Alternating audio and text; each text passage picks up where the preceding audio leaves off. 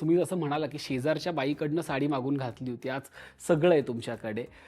हे कुठेतरी त्या परमेश्वराचा वरदहस्त आपल्यावरती असतो आणि आज तुम्ही त्या आध्यात्मिक ताकदीविषयी काय सांगाल? कशी आहे ती तुमच्यासोबत? नाही, मी तर म्हणजे महाराजांविषयी माझं एकच म्हणणं आहे, माझा प्रत्येक श्वास महाराज आहेत. मी कोल्हापूरला एका पिक्चरच्या शूटिंगसाठी गेले होते. तेव्हा साधारण मला वाटतं हसरती सिरियल जेव्हा आली होती, त्या सिरियलला झाली आज जवळजवळ 30 एक वर्ष तर होत आली असेल. तर त्या सिरियलचं शूटिंग मुंबईमध्ये माझं सिलेक्शन झालं होतं आणि माझ्यासाठी तो जॅकपॉट होता. स्टार होते सगळे आणि त्याच्यामध्ये काम करणार. हिरोची लहान मुलगा हिरो होता त्यावेळेला. हिरोचं बालपण होतं त्याच्या आईचा रोल. त्याच्या आधी मला एक मराठी पिक्चर मिळाला होता म्हणून मी शूटिंगला गेले होते कोल्हापुरात. कोल्हापुरातनं शूटिंग केलं.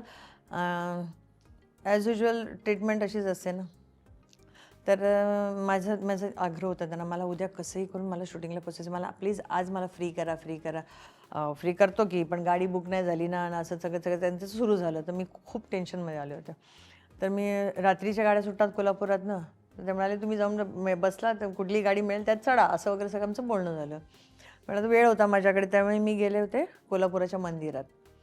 तर त्यावेळी जरा एकटीने प्रवास करणं शूटिंगच्या दौऱ्यांवर आणि कोणी नाही ना, मैत्रिणी नाही, कोणी काही नाही. तर मी माझ्या सावत्राईला घेऊन गेले होते माझ्याबरोबर.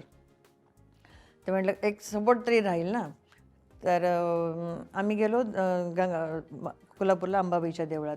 आम्ही दर्शन वगैरे करून आलो. तर आम्ही जसं देवळातनं जसं बाहेर पडणार तर तिकडे असं जात होती आणि एक सद्ग्रस्त मला असे क्रॉस होऊन समोर आले माझ्या. तर ते आधी माहिती बाबा आजोबा लेंगा घालायचे पट्ट्याचा, तशी एक इथपर्यंतची त्यांची हे होती आणि बंडी होती आणि केस वगैरे काही नव्हते त्यांना, असे होते. तर ते म्हणाले निघालीस? म्हटलं हां. माझ्या बाबांचं दर्शन नाही करणार का म्हणाले. म्हटलं कुठे तुमचे बाबा? I usually don't hurt anybody else. हे काय असं म्हणाले. तिकडे ती छोटी छोटी मंदिर आहेत ना देवळाच्या बाहेर. ते गेले तर तिकडे लिहिलं होतं गजानन महाराज. म्हटलं अच्छा ठीक आहे. तर म्हटलं हे बाबा आहेत चला. आणि मी मंदिराच्या आत गेलो. छोटंसं मंदिर आहे, त्याला 4 पायऱ्या होत्या. नशीब कसं असतं, आता मंदिर आहे म्हटल्यानंतर कुठलीही व्यक्ती मंदिराकडे तोंड करून बसते ना. पण माझी सावत्राई तिकडे मंदिराच्याच पायऱ्यांवर मूर्तीकडे पाठ करून समोर बसली आहे. ती पाठ करून बसली आहे आणि मी आणि ते ग्रहस्थ आम्ही मंदिरात गेलो आतमध्ये. तर मग मी असंच की बाबा आता उद्या म्हणजे नवीन सिरियल सुरू होणार आहे. बाबा नाही ते आम्ही देवाला जे म्हणतो गजानन महाराज आणि असं सगळं बोलत होते. तर मग ते म्हणाले की काय झालं? म्हटलं काय स्ट्रगल चाललं आहे आयुष्यात, बघूया कधी काय होतं. तर ते म्हणाले की असं पडदा असतो ना असा एखादा, असं काहीतरी आहे, जाईल होईल असं म्हणाले. मी तुला एक पोथी देऊ वाचणार? उत्साह असतो ना आपल्यामध्ये लगेच. हो हो नक्की वाचणार. म्हटलं हो. पाडणार टाकणार नाही. म्हटलं नाही नाही नाही नाही असं म्हणाले. तर मी अशी देवाकडे उभी होती आणि ही मूर्ती आहे आणि हे उभे आहेत असे तर मी त्यांच्याशी बोलले आणि मग मी असे पाय पडून मूर्तीकडे असे उभी होते आणि मी जेव्हा जसे पाया नमस्कार करून डोळे उघडले तर मी अशी झाले होते. दोघेही एक होते. ते डोळे, ते साक्षात इकडचे फक्त हे लाईव्ह आणि ही मूर्ती एवढंच होतं. असं झालं होतं माझं. माझ्या हातात पोथी दिली अँड ते गायब झाले. गेले नाही, गायब झाले. मला हे सगळं माहितीच नाही असं की असं काय होऊ शकतं, सगळं विचारच करू शकत नाही ना. मला वाटलं ते चालत गेले. तर मी माझी आई जी पाठमोरी मूर्तीकडे बसून बसली. म्हटलं अगं इकडनं आता कोण गेलं? नाही, कोण नाही. म्हटलं सरक असं करून मी जर 4 पावलं आणखीन खाली आले. मंदिराचे सगळीकडे इकडे तिकडे कसे होते, कुठेही नाही ती व्यक्ती. वेळ दुपारची 12:30ची. मी परत आत गेले, मी नमस्कार केला आणि बाहेर आले. ती पोथी माझ्या हातात आहे, एवढीशीच पोथी अशी. म्हणजे महाराज मला तेव्हा सांभाळायला आले होते, पण माझे भोग आणि माझे प्रारब्ध सगळे बाकी होते भोगायचे, म्हणून मला हे सगळं भोगावं लागलं. मी ती पोथी घेतली, हॉटेलवर आले. ते म्हणाले जी गाडी मिळेल ती जा. आम्ही बुकिंग नाही केलं. मी आणि ही माझी आई आम्ही दोघे आलो स्टेशनवर. ट्रेन बस मिळेल त्या बसला एस टीला जे मिळेल त्याच्यानं, कारण उद्या जायचं आपल्याला. बाबा झी टी व्हीची पहिली हिंदी सिरियल आपली, हे जे काय होतं ना. गेले आम्ही बसमध्ये बसलो. अर्ध्या वाटेवर गेली बस. टायर पंक्चर झालं. पुढे गेलो, दुसरी बस बघितली, तिकडे काहीतरी खाडखाडखाड घाटावरनं झालं. परत ती असे भरपूर अडथळे आले आणि कशीबशी मी पहाटे घरी चेंबूरला पोचल्यानंतर मला त्यांनी सांगितलं होतं रोज पोथी वाचा, पण एवढा वेळ कुठे होता. मी सगळं फटाफट ते कपडे बिपडे घेतले, हे घेतले, खूप एक्साइटमेंट आणि असं तसं. आणि त्यावेळेला बंगल्यांमध्ये शूटिंग व्हायचं मुंबईमध्ये. नागी विला, जुहूचा famous. Chembur to Nagi villa तो प्रवास, ते टेन्शन असं तसं. अरे म्हटलं अरे आपल्याला वाचायचं होतं ना, थोडंसं वाचायला सुरुवात केली. आणि मी तेवढी फ्लुएंटली मराठी नाही वाचू शकत, असं मला त्यावेळेची गोष्ट.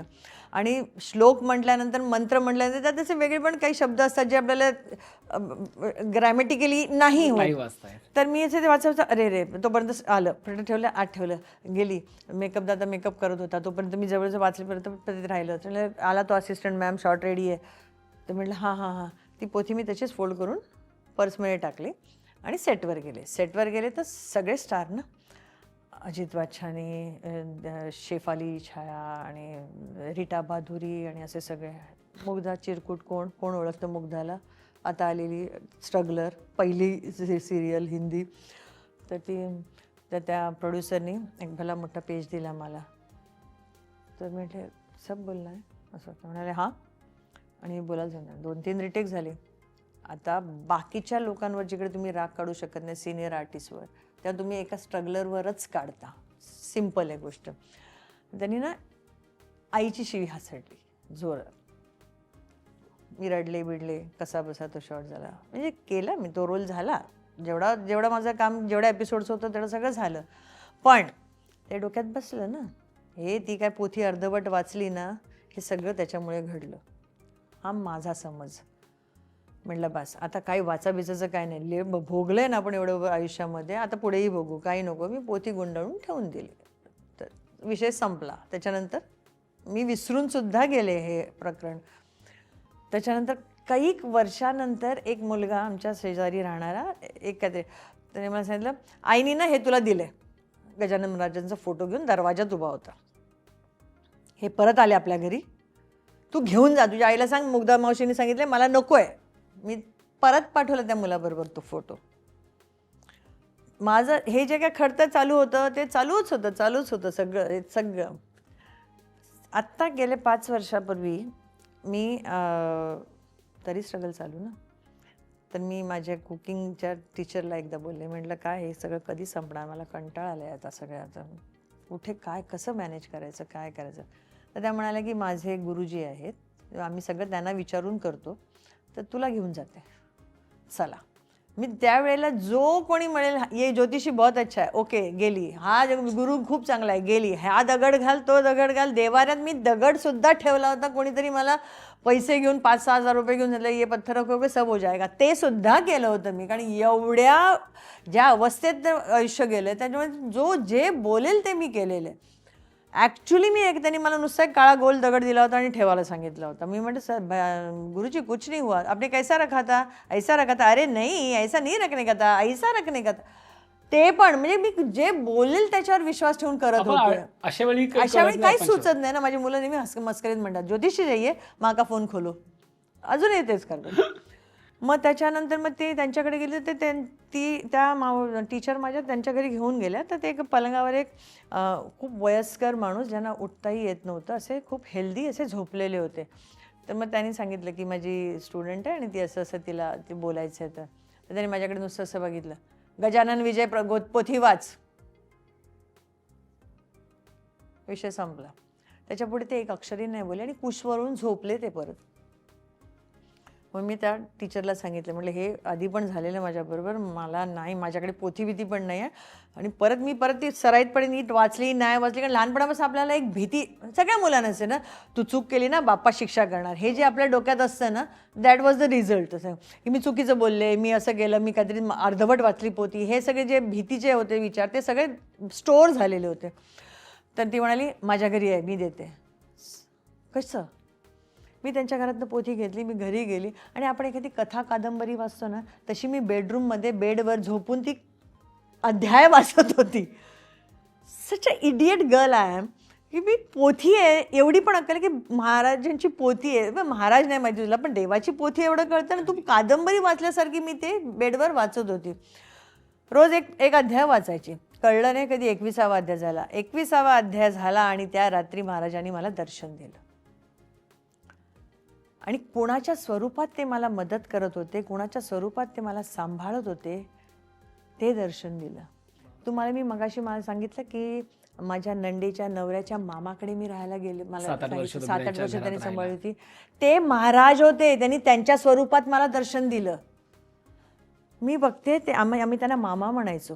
मामा बसलेत, मामांच्या मागे महाराज उभे आहेत आणि मी मामा उठा ना महाराज आहे, मामा उठा ना महाराज आहे. महाराज खाली, मामा. म्हणजे एवढी वर्ष जे मला सांभाळत होते ते महाराज होते.